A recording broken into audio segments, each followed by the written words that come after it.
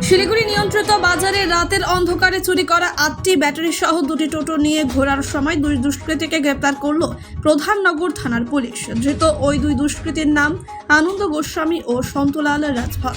ধৃতদের মধ্যে আনন্দ গোস্বামী দেবীডাঙ্গার বাসিন্দা, সন্তলাল মাটিগাড়ার বাসিন্দা।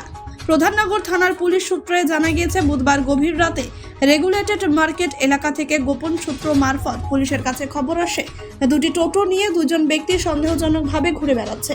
এরপর পুলিশ ও দুই টোটো সহ সঙ্গে থাকা আনন্দ ও সন্তকে প্রথমে আটক করে পুলিশ। এরপর জিজ্ঞাসাবাদ করে জানতে পারে তারা এই দুই টোটো চুরি করেছে।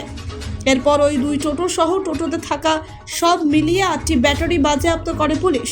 আনন্দ ও সন্তকে গ্রেপ্তার করে পুলিশ। পুলিশ সূত্রে জানা গিয়েছে, ওই 8টি ব্যাটারি চুরি করা হয় ওই দুই টোটোরই। আজকে শিলিগুড়ি মহকুমা আদালতে তোলা হবে। এই দুই টোটোর আসল মালিক কারা তদন্ত করছে পুলিশ।